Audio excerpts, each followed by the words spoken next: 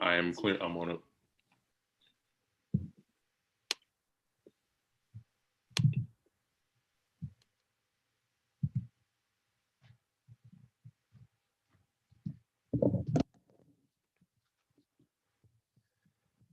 Welcome, ladies and gentlemen, boys and girls, to the Perspectives of Black Men podcast and visual experience on YouTube. I'm one of your co-hosts, Dr. Kellen Scantlebury, and I'm here with Coach Smith and joined by Dr. Aaron Johnson. Good evening. And we are coming to you live from Chelsea, Manhattan, inside the belly of the beast. Tonight, our topic of discussion is going to be American democracy. Does it even exist? Dr. Johnson, please talk to us. Well, I think what we need to do is we need to really kind of focus on our system as it is and really kind of dispel a lot of the misnomers about where we live. Unfortunately, you'll hear a lot of people say, we live in a democracy, and then they go on and spout some nonsense that they think that they believe. But if we really kind of go back to what democracy actually means in terms of like the origins of democracy, if you will. The origins of democracy obviously don't begin in America. America is a very young country that took a shortcut to superpower status by rape, torture, murder, enslavement, and theft. But when you think about democracy as a form of government, we think about the ancient Greeks, right? And if you break up those words, right? Demo meaning common people, and kratos meaning strength, right? The strength of the common people was the form of the government. People actually were responsible for the laws and responsible for how they were ruled, right? They had an intricate and integral part of that. That's not where we live. Right? We have a system of government that is based upon democratic principles, but it's a democratic republic, right? It's a mixture. So if you think of, to make this very elementary, if you think of democracy and you can associate it with ancient Greece. If you think about a republic, you can associate it with ancient Rome, right? A representative government. So a democratic republic is essentially, we vote for our representation in government. So the representatives, the people who come before us and most of the time pretend that they share our ideals about how government should be run and how our society should be run. They normally campaign for our votes, and then we vote for them to be a voice for us in the larger system. That's the system that we're in, a democratic republic.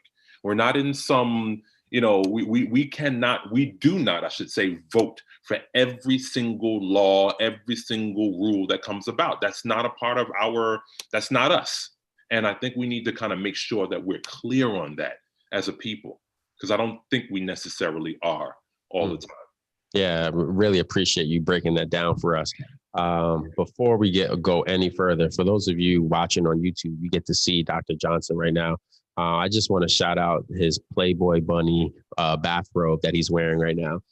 If you're listening on Spotify, you can't see that, but Dr. Johnson he looks like he should be in a grotto surrounded by like 4 or 5 like beautiful women right now. He's just looking like chocolatey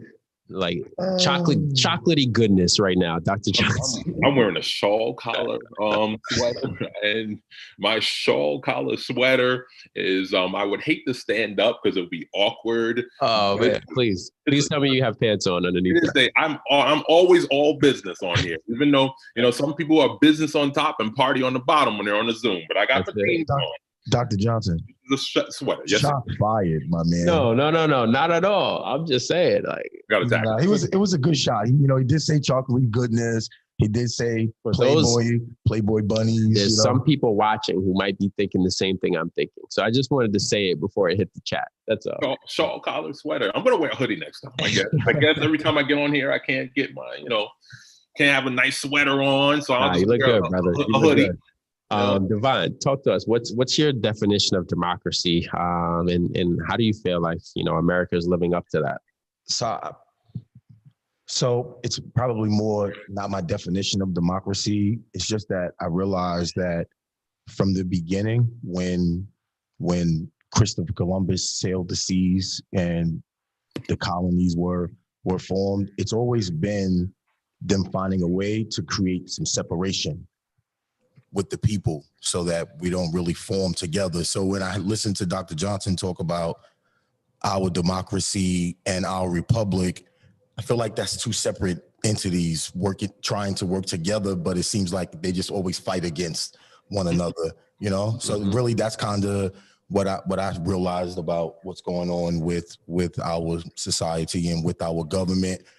We're stronger together, so any sort of division that can be created is going to be better for the government because they don't have to worry about the people taking up arms against the government. So, I mean, it's far more civilians than there are government employees. So, Can I just say before you go, Kellen, that's an astute observation, and I don't even know if you meant to go here, but I do want to highlight that what you just said is really, really, really, really important and at the crux of our problem in America.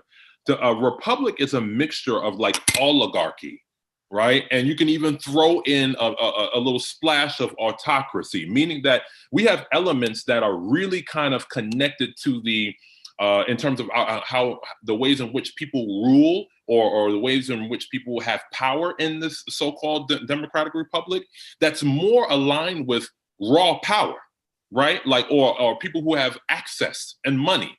Think about the folks who are in Congress right now. The majority of the people who are in Congress right now are millionaires. That's a fact. So if you don't have the connections, if you don't have the resources, the money, it'll be very hard for you to do a grassroots campaign and win. We know, what's her name?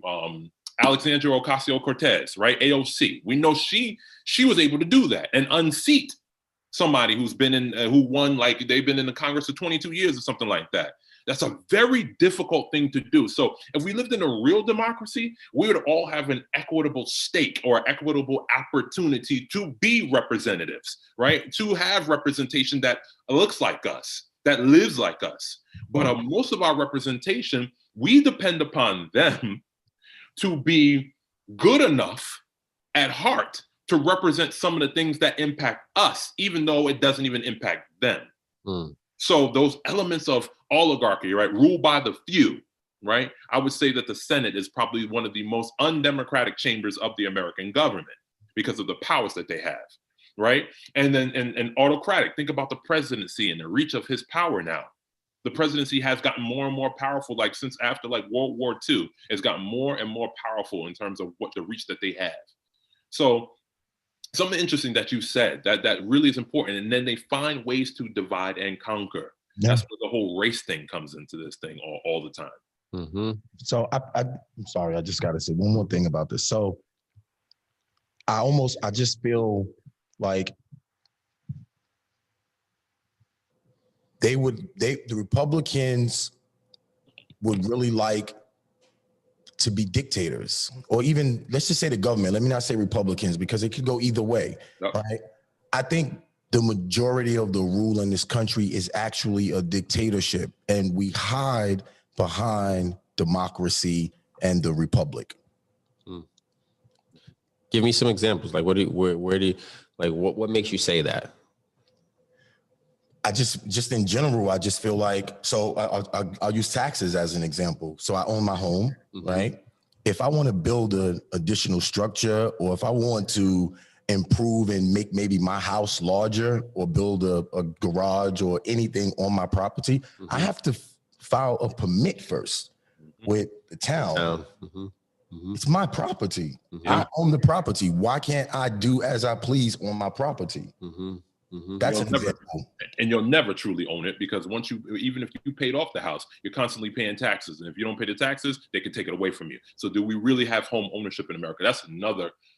We haven't talked about home ownership or the concept of eminent domain and things of that nature. It's insane. My wife was just talking about exactly what you just said. She said, Aaron, what do we really own? If we wanted to build a structure on here, they'll tack on more taxes. They'll simply tack on more taxes. You're going to tack on more taxes because I had the wherewithal to build onto my property that I wanted to enlarge, because maybe our carbon footprint is larger, whatever. If that were the case, then it wouldn't give so many loopholes to these big old corporations who have these massive buildings and they're paying no taxes. Mm-hmm. So it doesn't matter about carbon footprint. It's strange. Our brand of democracy here is really not as democratic as we think. It's not. I think so I want to bring up 2 points. I think from the inception, we're an experiment, right? This is the great American experiment. We are making shit up as we go, like quite blunt, right? I think a lot of these ideas and belief systems were started fundamentally with the right processes, at heart. And I think over time, greed, power, money, separation of people to control people at a much easier clip, all of that started to really seep into who we were becoming as a country, right? And I think, and I want to make a parallel in the same way that social media was started. Like social media was the new wild, wild west, right? It was a new frontier, and it was a place where all these amazing ideas and connection between people and spreading knowledge. And but now we see how social media has been morphed to spread propaganda, fake news, conspiracy theories, controlling people. And I think that is the curse of America, in the way that we are very, very, very smart. And when we create these so-called systems, we then use these systems for the specific advantage of the few, going back to the oligarchy, like Dr. Johnson had mentioned earlier. And think about the tax issue, like we kind of raised a little bit. Let's pull back a little bit. In our history, when we were in class learning about history and American system, a lot of times the way in which America and the people who teach history of American history, the way they I don't know if you noticed, but they strategically couple capitalism with democracy. They call us a democratic republic, and then they call us, we're a capitalist democrat. They smush that together as if somehow capitalism is a component of democracy. I don't know if you've ever noticed that. They do it a lot.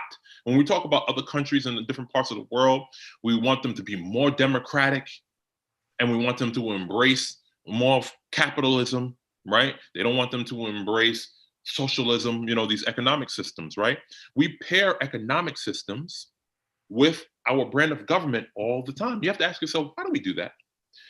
If you're interested in kind of brainwashing folks into believing into the greatness of our system of government, and you are purposefully coupling that system of government with our economic system, there's a purpose behind that. And if you really think about American capitalism, I'm just going to go off on that small little baby tangent and then come back to democracy. If you think about American capitalism, it's pure exploitation. As a matter of fact, American capitalism got its start with what? Again, rape, torture, murder, theft, enslavement. Right? What is capitalism? Maximize profit while minimizing costs. Right? Supply and demand, and we talk about all these different laissez-faire economics, that sort of thing. Right? So what better way to maximize a profit than to enslave somebody and minimize costs? Mm-hmm. So our capitalist system here in America is based upon slavery. Our brand of democracy here in America, Democratic Republic, didn't even exist fully until the 1960s, when Negroes got a right to vote, or at least they've been had the right to vote, but enforced by law and policy because they were getting stopped and they were being disenfranchised. So all of America's history, when we claimed to be a democratic republic, we were not one. Because Black people couldn't vote, other people of color couldn't vote, women couldn't vote. For instance, this year is the 100-year anniversary of a woman's right to vote. So think about a Black woman. Black men got a right to vote in the 1860s. Women got a right to vote in the 1920. Black women, quagmire, right? Along with Black men. If we were less than, right, 3/5, right, Dr. Johnson, when the Constitution was right, 3/5 of human being, yeah, 3/5 compromise. Then they weren't thinking about us, right, at all. We were slaves. We were literally 3/5. Yeah, a free white person was. And by the way, you're going in right now. Now look at that. That's a part of the Constitution, right?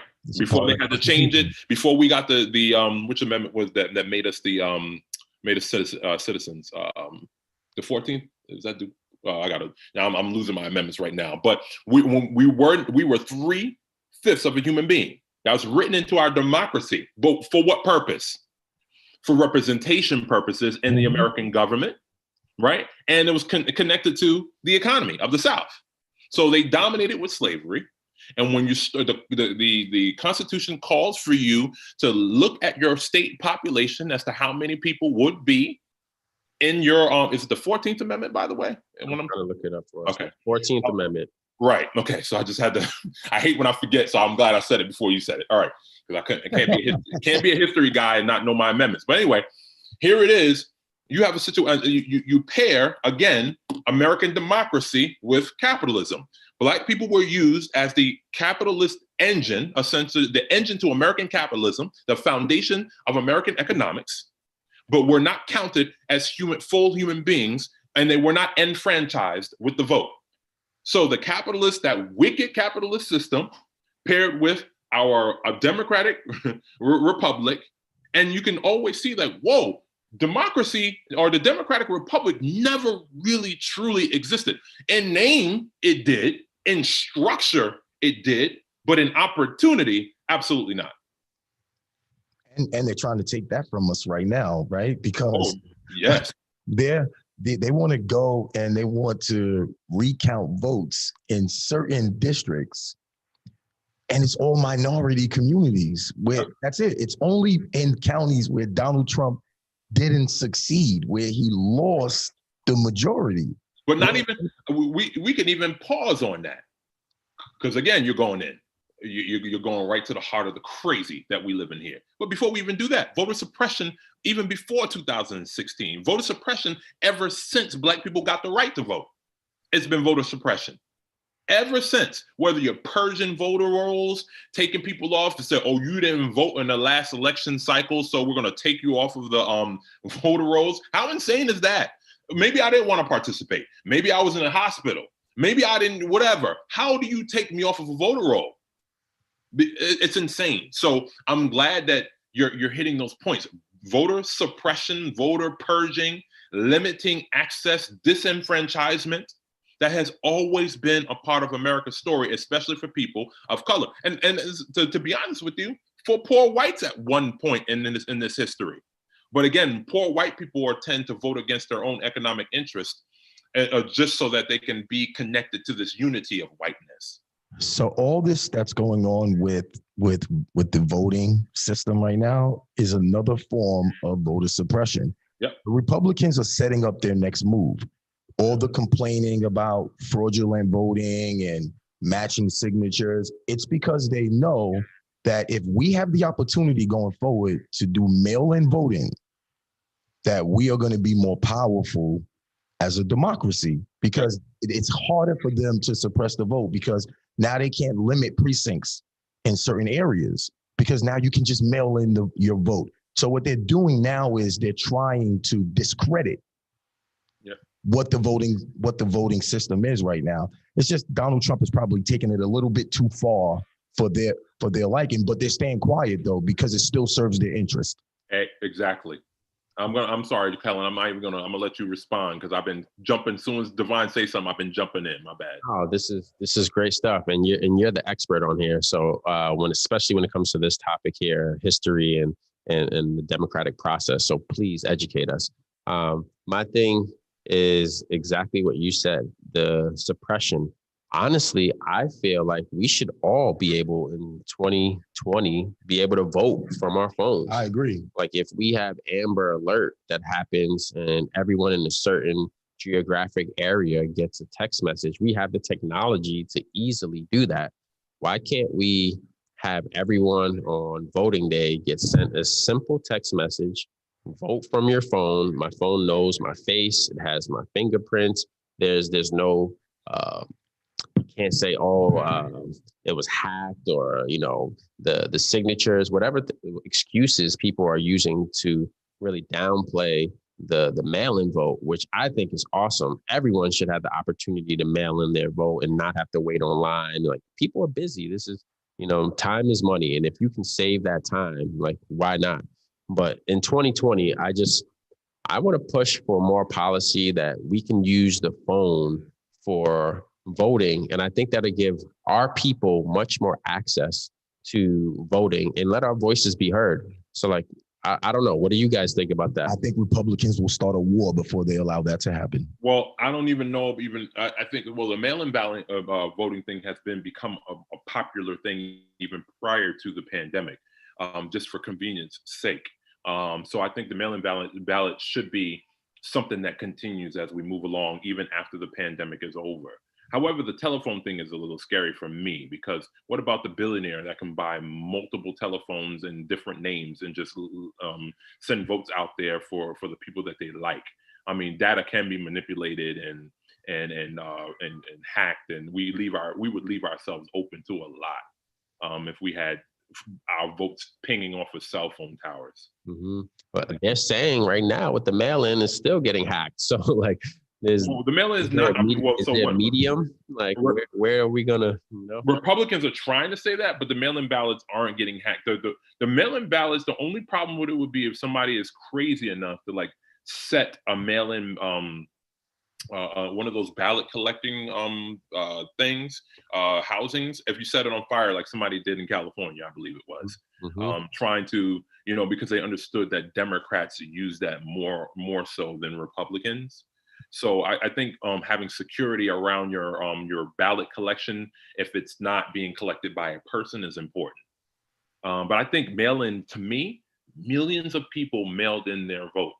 I actually voted online. Me and my wife, so we were going to originally do the mail-in. We were going to request a ballot and mail it in. But we said, you know what? We have early voting here on Long Island. We're going to go one of the early voting days. So we went to the first early voting day, and it was insane. Yeah, the line was obnoxious. It was obscene. And I'm like, I am not. So we just drove. And I said, so the line was at the Annex building, started like all the way up there. The line ended over where the pool is. And I was like, yeah, no, that's no. So we left. If you don't know the Annex and the pool, it's a long ass line. Yeah, it is. I said, this is crazy. If you really want to do it, from the town Annex building goes through a parking lot, like first a walk-up area, a parking lot, another additional school parking lot, then you hit the sidewalk and you go all the way down the block to the pool. And it's insane, the line. I was like, yeah, I'm not doing that. That's hours. So we actually went on one of the early days. It was getting later. My wife got in line. She called me. She's like, hey, I'm here. I actually am online. It's moving pretty decently. You may want to come. So I came home, got her a coat because it was cold. I got her a coffee and a coffee cake. I brought her that and her coat, and I got right next to her, and it took me literally about 25 minutes to vote. Not bad. I did the mail-in. How about you? How did you vote? I voted on election day. So my normal routine is, it's at Desiree School, which is right around the corner from my home. So I just walk down the block. It just happened to be a little windy on election day this year, so I decided to drive my vehicle. The line was insane. It was insane. I've never seen that many people waiting online for voting on election day in my precinct. So I said, I'm going to go back home. We'll get the kids to school, and I'll be better prepared with a bigger coat, with a larger coat, because it was pretty cool. It was pretty cold out. And when I came back after 9 o'clock, it was normal. It wasn't a long line. And I think due to the fact that people anticipated long lines, that's why more people showed up early at 6 a.m. in my area. So typically in a democracy, when one candidate loses, there is a transition of power. Right. It's typically what happens. Right. To this date, what's today, 19th? November 19th, there still has not been a transition of power from 45 to President-elect Joe Biden. Right. Give us your perspective on the behavior of the president since Joe Biden was declared president-elect? You want me to go first? You want? I'll say quickly. It's just typical. Right. It's unsurprising. Been about Donald Trump his entire life. Like, what are we even paying attention to? The 69 years that he was on earth prior to becoming the president. Right. He's always been about Donald Trump, his own self-interest. People have died. Over 250,000 or close to that number have died from COVID. And we still don't have any national leadership on this pandemic. And then now we need to have, two adults who we would think adults, right? Because he's the president of the United States, to speak with the president-elect, Joe Biden, so that we have this smooth transition where Biden starts to get the necessary information so that he can seamlessly take the job and be prepared on day one. So not only does it affect everything that's going on here in our country, COVID, the main topic, but it also affects our world responsibilities, like our adversaries who are waiting for an opportunity to attack us. This gives them that opportunity, if you think about it, because the lack of communication on our government to have a seamless transition of power. It's embarrassing. The United States General Services Administration, the GSA, their main function is to ensure this transfer of power, to ensure that the outgoing administration communicates with the incoming administration. They're supposed to pretty much liaise and connect those two entities so that there is a seamless transition of power.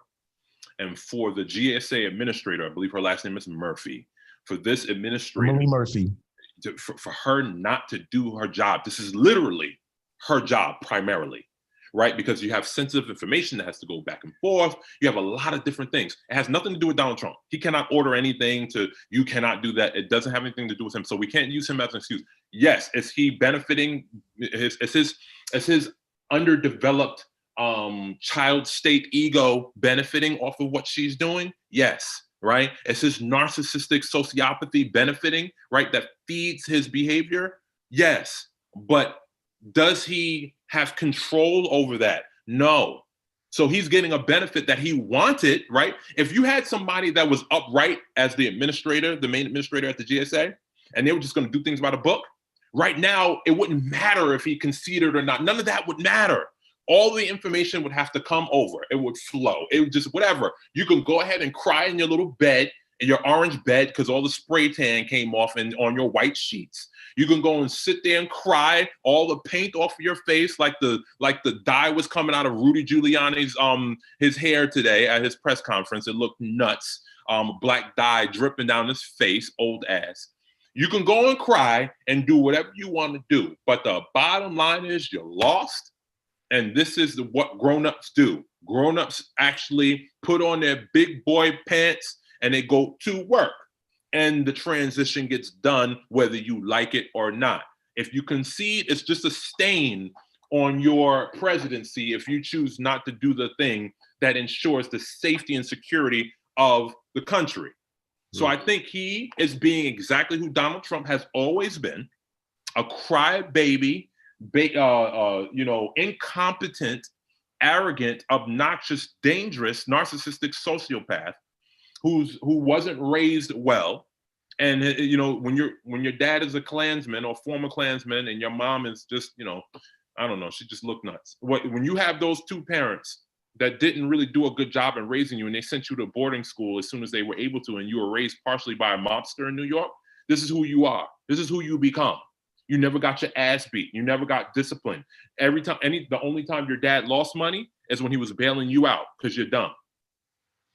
My question is, why is this transition not happening? Like, is this just like willful ignorance on the part of this person? Like, nope. Like what rhetoric has come out to say as to why this isn't happening? She recently said, go ahead, you got it.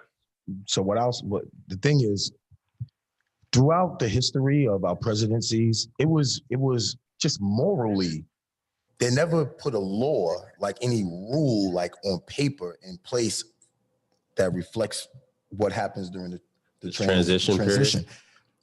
They just assume that like adults would be at the table. We just happen to be in a time and a space where 45 isn't an adult, and he's not even doing his job right now. He's not doing his job. People are dying. The COVID numbers are increasing across the country. We are still in a recession, depression. We are there. They're not telling you we are there, but we're there. Like, companies are closed. People are on unemployment. You know, there's families who have women and men who have to go to work and leave their kids at home to do homeschooling alone, because if they don't go to work, they won't be able to put food on the table. We have some serious issues going on, and this man is golfing and trying to claim fraud. And now nothing he does is rooted in facts. It's all about Donald Trump, just like him firing this gentleman from cyber security official, Christopher Krebs, because he said the election was fair. Was the safest election in American history. And wasn't he hired, if I'm correct, by Donald Trump? He was. To certify that the election was fair. And when it came back that it was fair, gets fired. But remember, Donald Trump always, when he loses, because he loses a lot, he needs a patsy. He needs someone to blame. Narcissists can't be wrong. Narcissists need constant adulation. They need to be told how smart they are, how good they are, how competent they are. So when you lose, you need something it's fraud, massive voter fraud. You cheated. This is a hoax, right? All the words that he uses, he needs that to feed his ego, because he cannot allow for himself to say, I'm a loser. Okay, Trump Steaks, loser, bankrupt. Trump Airlines, bankrupt, loser. Trump University got sued and had to pay out a hefty sum for the people that you defrauded, right? You went bankrupt 6 times. Atlantic City. How do you lose? Look, you got to be a special kind of dumb to lose money on a casino. Who loses money on a casino? That's like having the water running and you can't get wet. Like you have an inability to get wet. The water is running. A casino makes money. That's what they do. That's just what they do. How do you go bankrupt as a casino? But again, 72 million people, the majority white, voted for this. And you have to ask yourself the question. Here's this dude who's causing all of this chaos, right? He's trying to get state electors to deny and disassociate with and ignore the will of the people, the vote, and just cast and elect their vote for him in the Electoral College. It's insane. It's a gambit, but he's pressuring people now. He just invited the electors from Michigan to the White House. They will be there. If that's not tomorrow. The thing that the Divine said that needs to really be considered. All of these norms that everybody has kind of observed over the years, they need to be codified into law. You shouldn't say it's a norm that every American president releases his taxes. It's a norm that every American president disconnects from his or her business. No, it's not a norm. It is a law that if you want to be the president of the United States, we need to see your taxes by this deadline, or your application to be president is null and void, it's invalid. Do you think all these guidelines need to be codified in law? And right now it's just him being a baby trying to steal and actually stage a coup.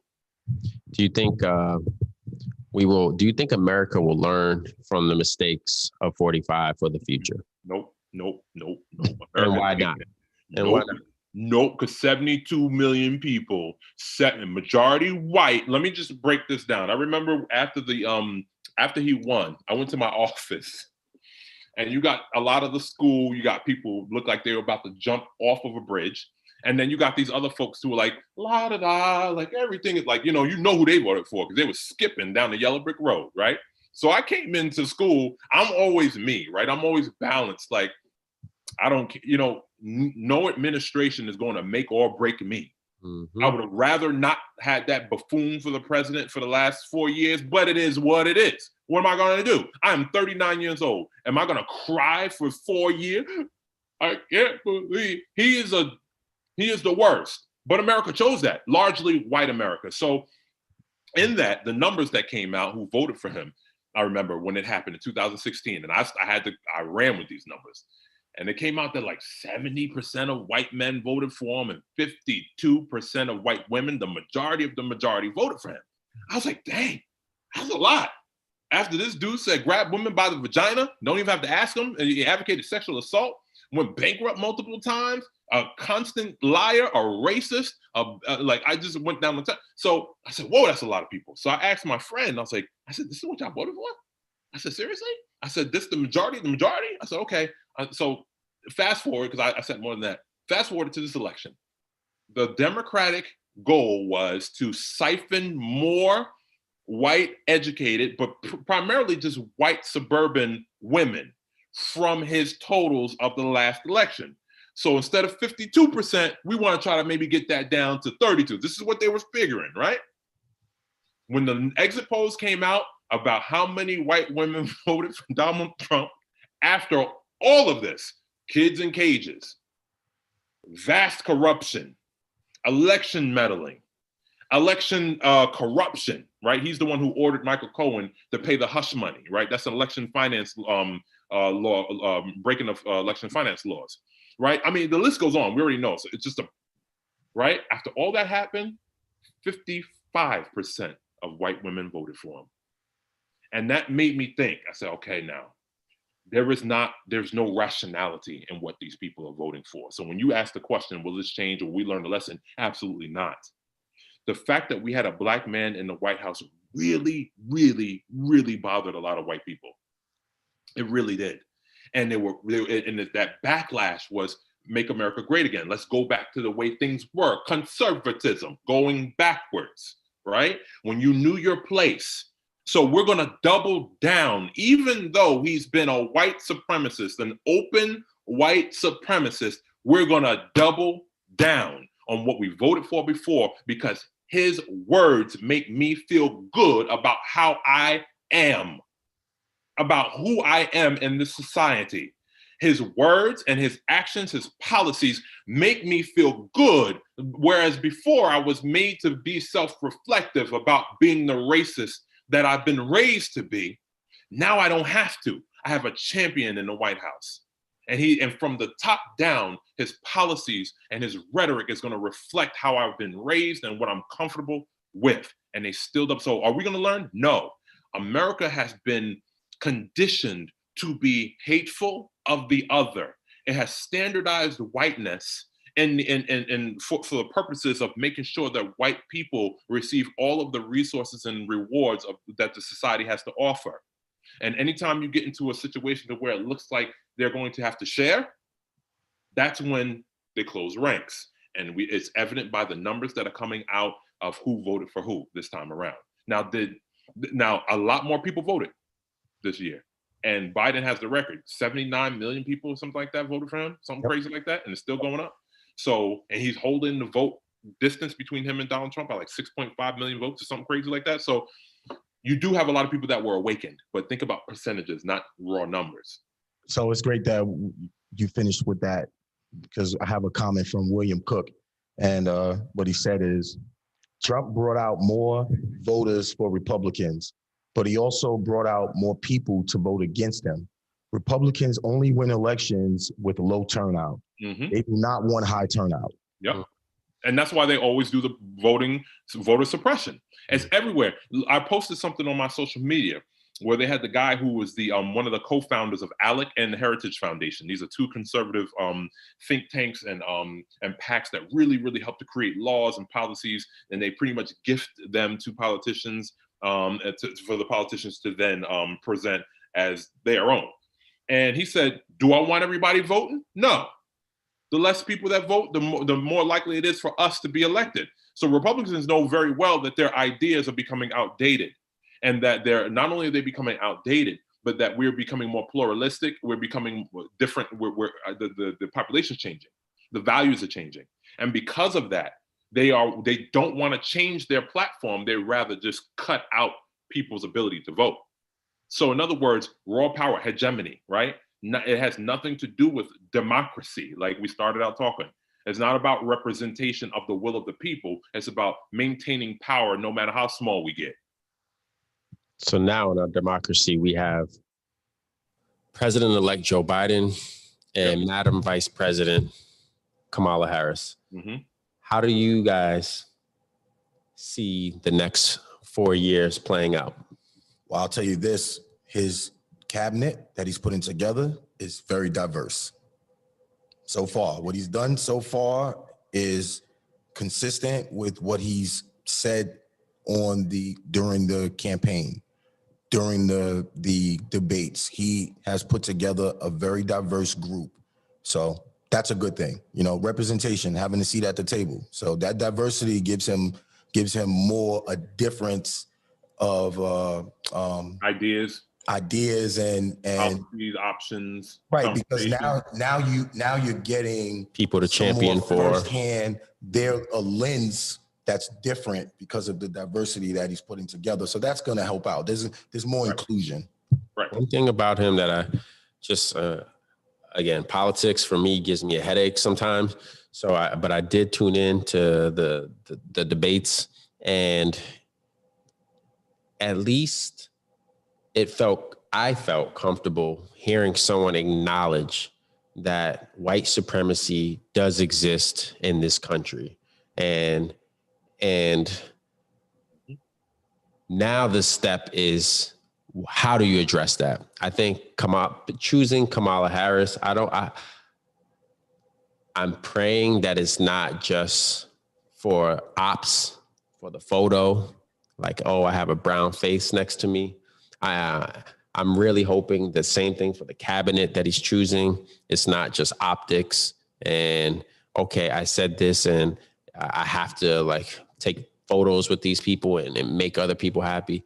I'm really, really, really hoping that we can get some sort of systemic change from the inside. That's my hope for the next 4 years. And I don't know if I'm not expecting it to be life-altering change, because I think that is too much to ask. However, I do think that we can put policy in place, hopefully policy that cannot be overturned in the next 4 years, that will give more representation to the underrepresented. That's my hope for the next 4 years. Judy said we have a long haul ahead of us. Yeah. If you look at the previous administration, and if you look at their internship, it looks like a Klan rally. So at the end of the day, diversity is good, but all skin folk and kinfolk. And if their minds are not fixed on representation for us, like really, really representation, not shit that we're gonna bag for everyone and say, but you Negroes are gonna benefit from it. If we're interested in really making change, then I'm done with the performative nature of some of these politicians. I'm done with it. I don't need you saying Black Lives Matter. Go somewhere with that mess.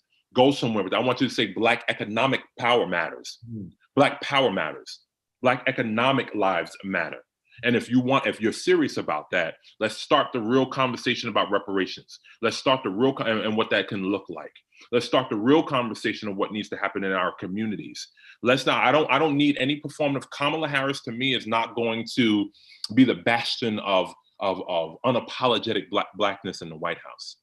I think that she has and I keep telling people, don't expect way too much from her. Not that I'm trashing her or anything, but she has visions of being the first female president. Don't get it twisted. And what she's not going to do is she's not going to do anything that's politically damaging that will cut her out of that. So imagine her talking about reparations on a real scale.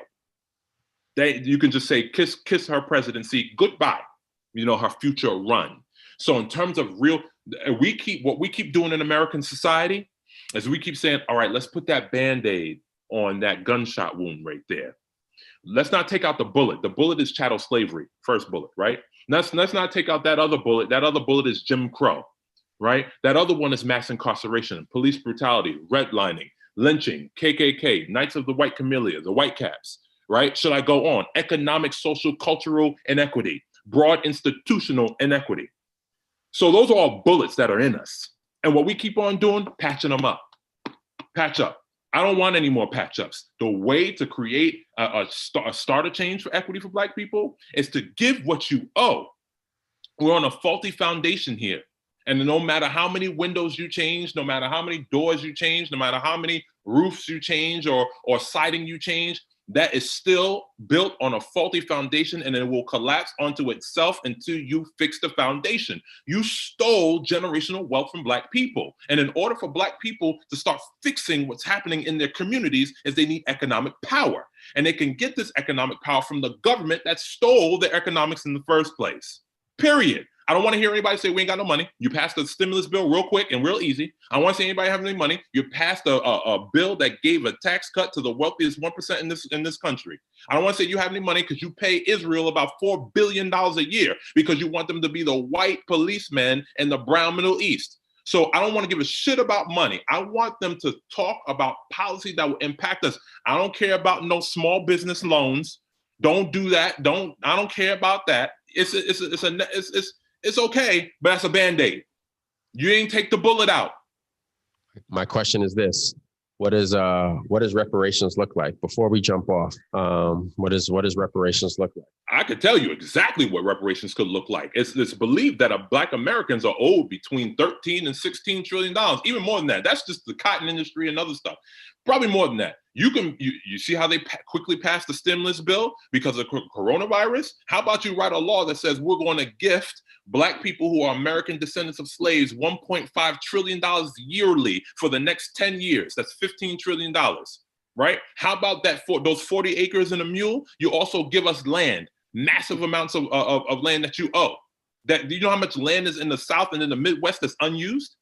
And then that money that's given, that 1.5 trillion for the next 10 years, right, could be helped for those Black people to invest in the land that they've gotten so that they can build generational wealth. They can get into the stock market. That's one simple. Now I have a couple of other options, but that's one simple way to do it. Oh, we don't have it. America has like how much was it? $30 trillion or $25 trillion GDP? Prioritize your money. Stop paying the military industrial complex obscene amounts of money that they're not even asking for. And you have to ask yourself why, because there's a reason behind that too. But that'll be another whole hour show. Talk to me, Divine. What does reparations look like to you? I mean, obviously, I agree with everything that Dr. Johnson just said. I mean, besides that, it's just, like, give us our true equality. Like, allow us to be and do as everyone else, Black and brown folks. Like, let us make our decisions. And you know what? If we make poor decisions, then that's on us. But like, give us the opportunity so that there's more chances for more positive outcomes in our decisions. I remember a conversation we had a few months back, and our good brother Christian Brown brought up free college.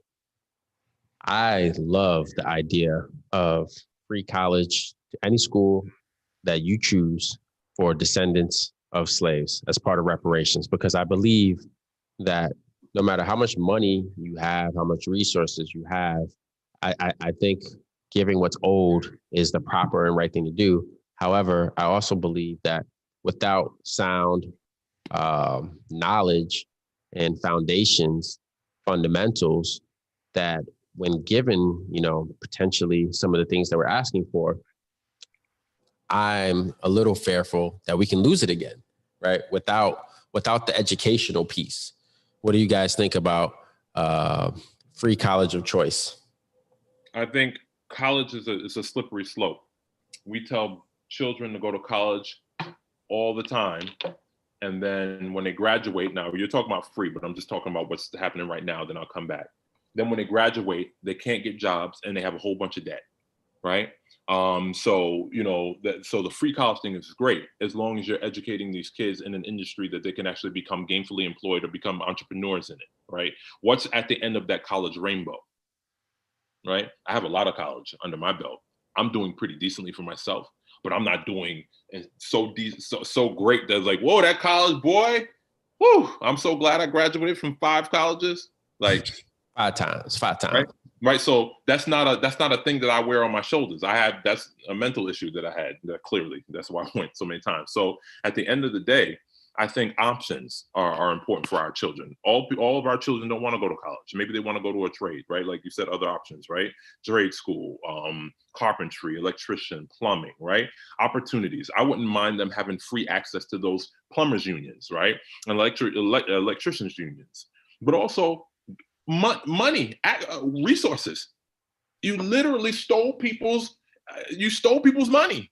It's tiring. If they don't know how to use that money, clearly they can use it, right? So you start giving checks to Black people, and our current mind state will be making Mercedes and Cadillac the number one dealers in the world, right? Because we're gonna go start buying nonsensical things because we have been so deprived mentally that we buy things to show our worth, our human worth, our humanity.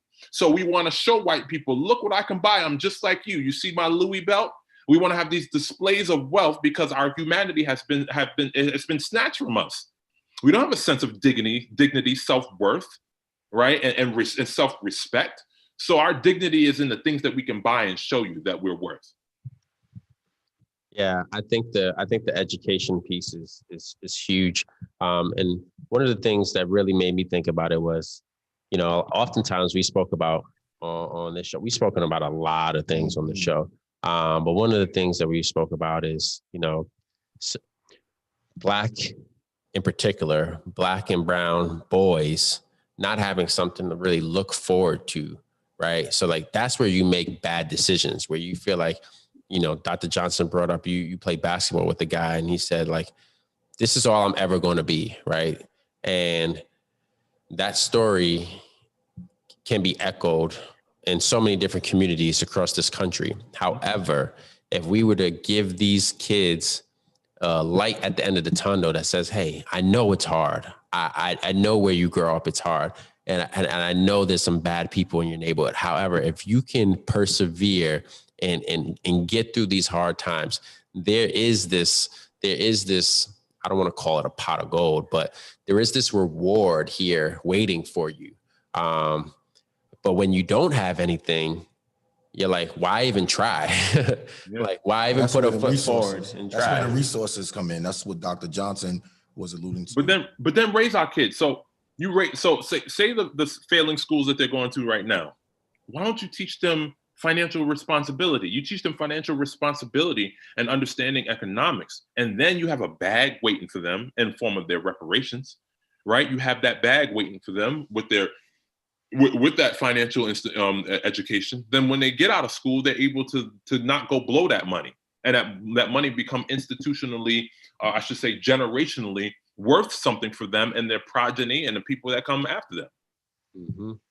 Mm-hmm. So how about we hire some educated Black and brown people to help to instill some of these values in our Black and brown children as well. So it's so many, it's not one size fits all. It's literally multifaceted. There's so much that we haven't been given so that we can have proper representation in our community, so we can do a better job of teaching them to get out, teaching the young people to get out of their own way. And I'll just add this. It's not even so much as what we haven't given them. Yes, that's a part of it, but how profoundly perfected white supremacist ideology is. How they institutionally locked us out of so many things. How we've been blocked. Our representation is LeBron James, whoever's the latest rapper. So that's what we aspire to. We don't aspire to that Black engineer because we don't see him or her. Right? We don't see Dr. Kellen Scantleberry.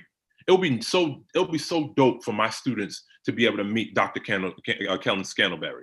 Because I know him, I can probably arrange that in some way, shape, or form after we're out of the hell of COVID, right? But if you don't know him, then he's a resource that is not an option or representation for them. I can't be the only I'm in my school district. Yeah, I came from a lot of challenge and I got my doctorate, all that stuff. But yeah, I'm 39 now. When I started working, I was 25. I was a little closer, a little cooler, a little hipper. You know what I mean? And I'm still, I can still talk their talk. I still do my thing. But it's like, it'll be nice for them to have a variety. It'll be nice for them to have a Divine Smith, a Deacon Smith to come in and preach the good word.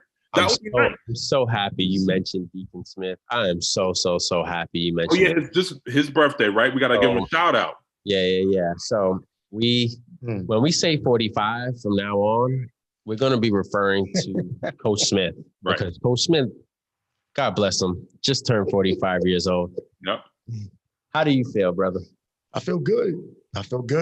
You are the new 4-5. I appreciate that. Show. I could do a better job than the old 4-5. Ooh, so, love that confidence. So, you know what I'm saying? I want to say happy birthday, thank brother. you. I appreciate it. I had a real OG. Had a good weekend. It was filled with love, with my wife and my family. And all right, don't talk about making love with your wife over here, please. This is not that type of program, okay? It was all right, 4-5. It was a blessed weekend. All right, I really enjoyed my birthday. It was good. Thank you, guys. I appreciate it. Of course. Before we get out of here, Dr. J, do we have an on the shelf for Dr. J for tonight? I forgot to bring my book over. I have let me go get. I normally don't do this, but I have it in my book bag, and I didn't. Just shout it out. All good. All right. So there are two books in my book bag, and it wasn't. I took the one out. I can't think about which one I brought. I wanted to get it out of my book bag, and I can't remember. You want to? Huh? You want to go grab it? I'm gonna grab it. I'm grab it because I would like to. There's two of them that I wanted to kind of highlight, and I can't even remember because I'll talk about 4-5 some more. Yeah, talk about 4-5. I'll be right back.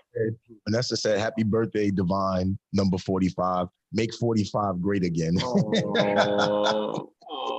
love it. Racism is an economic problem that needs an economic solution. I love it. So the chat is blowing up.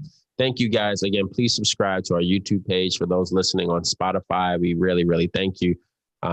We don't have any sort of advertising behind us. We don't have a huge machine behind us pushing our content. So if you're listening and you feel like this is really resonating with you, we just please ask that you like on whatever platform that you're listening to and share this message. We're just out here trying to give everyone our views, right, through a Black lens, because so often, like on Instagram, everyone has their filters. So often things are filtered through a white lens. And we just want to give you guys trending topics, important topics through a Black lens and really give you our perspective. So we really appreciate and thank everyone for listening. Dr. J, talk to us. So a lot of the books that I give are there are a couple of different things that I try to do. I try to do like social justice, kind of, books that revolve around Black people and Black history. I also like to do leadership books, and I think it's really important that we understand how organizations work, especially when we want to make change in them. And we want organizations to be learning organizations and also change organizations. So there were two books that I was thinking of, and I didn't want to waste any more time, but so I'll show the first one, and then I'll talk about the other one. The first one is this one. One of the books that I read in my and one of my programs is Reframing Organizations, right? Artistry, Choice, and Leadership. It's by Lee G. Bowman and Terrence E. Deal, right? They're the authors of Leading with Soul. So you have these books that really consistently, or I should say, it's a part of that leadership niche that they have out there. That really kind of talks about how to change organizations to be a constant learning organization that's going to grow, right? That's always in a state of growth. A lot of times, I had a professor that used to say, once you believe that you made it, you're already losing. And so that's one of the books. The other book is The Fifth Discipline, and The Fifth Discipline is by Peter Senge. And that book is really good about trying to teach how to change your organization, the different things that you have to kind of weave into your organization to create sustainable change. And I think, and there's actually an addition for schools that's pretty good for those of us who actually want to get, who are leaders in schools, principals or whatever have you, or superintendents. So those two books, The Reframing Organizations by Bowman and Deal, and also The Fifth Discipline by Peter Senge. My sister has that book. I have the she took it, but she borrowed it from me and never gave it back. So I can't show you that one. But that one, they're very, very good talking about change leadership in organizations. That's great. So Dr. Johnson, Dr. Kells had to go and make a quick run. So it's our show right now. So just real quick before we go, just a little inflection on, what we've done to this point, and some of your feelings on that and where we're headed. As a show? As a show, yes. I think what we've done is I'll tell you the good and the bad, right? So the good is that we're speaking about necessary topics that people need to hear. And trying to provide a perspective or maybe even some nuance on certain perspectives or topics. The bad is that this field is so oversaturated, your voices could get lost in the millions of other voices that are out there. And sometimes people do really dumb things to get attention online, or people have to some sort of shtick in order to get the numbers of eyes to watch. So it's now we're in a phase, or we're in a part of this thing where we're trying to kind of like solidify how it is we're going to approach trying to get more exposure and of the different perspectives we're trying to have, conversations we're trying to have. So right now it's trying to figure out, crack the code essentially. How are we going to drive viewership so that this gets out there to as many people as possible? How are we going to, what will be the what's the word I'm looking for? What will be the formula that we're going to use moving forward? We're doing a lot of things right now in the background, but this is our first run at this. I like it, because it gives us a good time to talk together about things that we kind of talk about sometimes in passing, or that we want to talk about in greater detail among the masses. So I like it. What do you think? Yeah, it's been good to be able to sit up here and to collaborate with Dr. Kells and with you. And I think that there's something to be said for people who can think critically and express those critical thoughts. Mm-hmm. So, the one of the things COVID did for us and for me in a positive light was it allowed us to be able to, get on here, get on Zoom, get on YouTube. It's acceptable to, have this format. And, for me, it's always been done through coaching or through young people who I mentor. So to have a platform where we can give gain and, understanding and our perspective and education on various topics. We've covered so much in the time that since we started in July, the right. fatherhood, the investment, the college athlete, being Black in corporate America, just to name a few. Mm-hmm. So, and I agree that making sure that we put in place the necessary steps so that we get the proper audience so that this grows and matures into what it should be. So for me, that's my inflection on where we are and what we've done and where we're headed. And it looks good. And I'm excited about the future. Hey, just in time, Dr. Kells, take us home, man. We're just talking a little bit about inflection on, the show and how we started and where we are and where we're headed. So yeah, big things to come. I'm really excited about, our position right now. Again, thank you to everyone who's been following the journey from day one. From tank tops. We're just going to keep pushing the limit, pushing the envelope and giving people the truth. That's all we really want. So yeah, again, thank you to everyone. I'm sure these guys really crushed it. And then until next time. It's the holiday season. Enjoy your holidays. Mm-hmm. Make sure you subscribe. Make sure you like. Thank you again. Spread the word. Please the perspectives of Black men. Please subscribe. Subscribe. Now have a good night. Everyone later. Peace. Boom. Worked out well. You came back just in time.